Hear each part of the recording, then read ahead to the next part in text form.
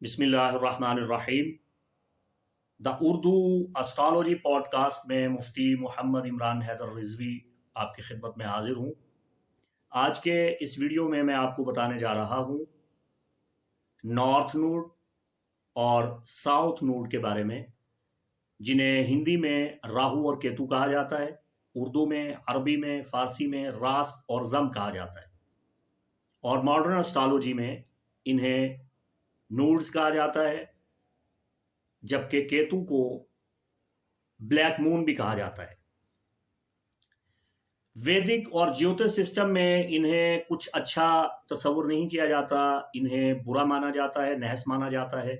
सबसे पहले बात ये अच्छी तरह से नशीन कर लें कि ये दोनों सैयारे नहीं हैं, ये सैयारचे नहीं हैं, ये स्टार नहीं हैं।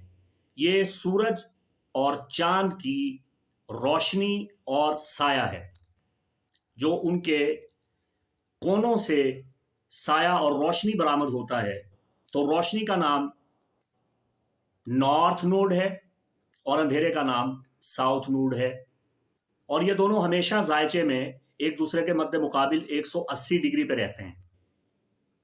18 जनवरी 2022 से लेकर 12 जुलाई 2023 तक राहु बुर्ज सौर में क़याम करेगा, जबकि उसके ठीक मध्य मुकाबिल 7वें घर में केतु बुर्ज अक़रब में क़याम करेगा। बुर्ज जद्दी से ताल्लुक़ रखने वाले मेरे बहन भाई, उनके जायचा के 5वें घर में रास क़याम करेगा 18 माह।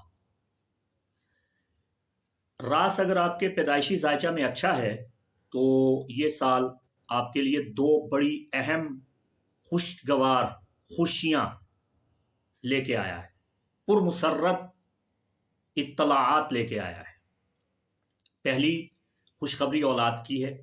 अगर बुर्ज जद्दी से वाबस्ता ख़वातीन व हज़रात बे औलाद हैं तो उन्हें ज़रूर अल्लाह ताला नेमत औलाद से नवाजेगा, और अगर मामलात मोहब्बत में शिकस्त खुर्दा थे तो बुर्ज जद्दी से वाबस्ता ख़वातीन व हज़रात को मोहब्बत में कामयाबी मिलेगी, ज़रूर कामयाबी मिलेगी, मनपसंद शादी होगी। लेकिन ऐसा तभी होगा अगर आपके ज़ायचे पैदाइश में रास अच्छी हालत में था। लेकिन अगर खुदा न खास्ता आपके पैदाइशी ज़ायचा में रास अच्छी हालत में नहीं था तो फिर औलाद की जानिब से शदीद मसाइल का सामना दरपेश है। बे औलाद जोड़ों को परेशानी का सामना करना पड़ेगा।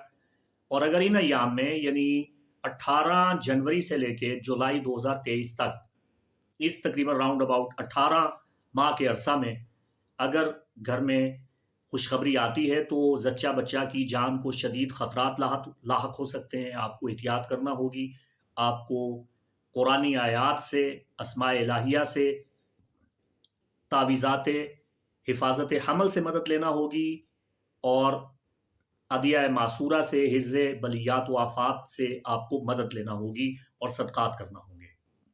और अगर राहु अच्छी हालत में नहीं है तो मोहब्बत के मामलात में भी आप नाकामी देखेंगे और महबूब से जुदाई देखेंगे। ये डिपेंड करता है आपके पैदाइशी ज़ायचा में राहु कैसा था। अब बात करते हैं बुर्ज जद्दी से वाबस्ता ख़वातीन व हज़रात के ज़ायचे के 11वें घर की। 11वें घर में केतु बैठा है, और केतु यानी ब्लैक मून 11वें घर में बहुत नुकसान कर रहा है। कैप्रिकॉर्न ख़वातीन व हज़रात को चाहिए कि अपना हल्का अहबाब ना टूटने दें, वरना ब्लैक मून यहाँ 18 माह में ये चाहेगा कि आपको एक मरतबा तन्हा कर दे, अलहदा कर दे, अलग कर दे।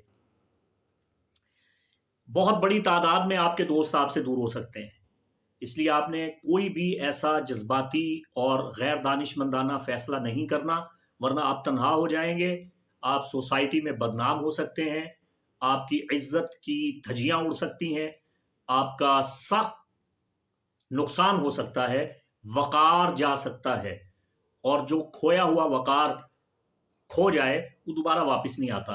आपने अपनी इज़्ज़त की हिफाजत करनी है, आपने सब्र, तहम्मुल और बुर्दबारी का मुज़ाहरा करना है, लड़ाई झगड़े से बचना है, क्योंकि केतु किसी सूरत में भी आपको फ़ायदा नहीं होने देगा, आपकी देरीना ख्वाहिशात पूरी नहीं होने देगा, आपको डरावने ख्वाब दिखाएगा।